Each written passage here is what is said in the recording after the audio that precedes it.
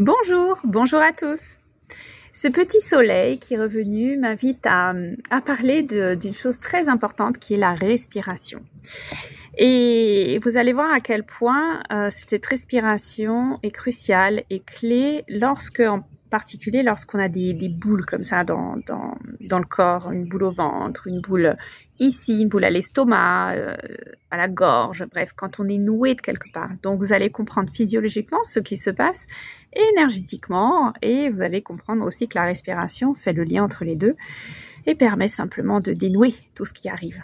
Alors, ici, si on prend la boule au ventre, c'est vraiment au niveau du plexus solaire. C'est en lieu et place du diaphragme. Donc, le diaphragme, c'est ce muscle qui fait comme un parachute et qui sépare le haut du corps du bas du corps. Et ce muscle, avec l'inspire, il descend. Quand je gonfle la cage thoracique, je le pousse vers le bas. Avec l'expire, il remonte. On inspire, il descend. Et on expire, il remonte.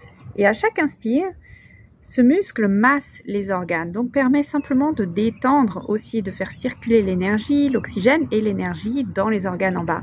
Et la même chose existe par rapport aux organes en haut. Donc on dirait que vraiment ce diaphragme, lorsque on respire bien, eh bien en fait il joue son rôle de contraction, décontraction.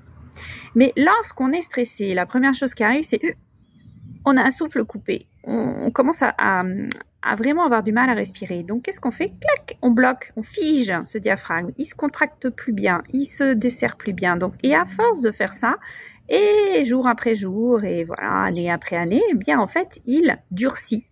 Le muscle, un muscle, il ne travaille pas, il se rétracte, il durcit. Bref, et ça crée comme un nœud. En fait. Et la prochaine fois que j'inspire, je ressens comme un empêchement. Et quand j'expire, aussi un empêchement. Et en fait, c'est très compliqué derrière. Donc, vous comprenez que le nœud, ça correspond à ce diaphragme qui devient tout recroquevillé sur lui, en fait, qui n'agit pas, qui ne fait pas son rôle parce que je m'empêche de respirer correctement, convenablement.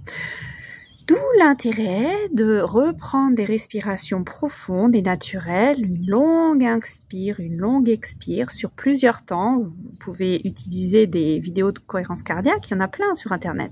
Et puis, il y en a aussi sur mon site YouTube.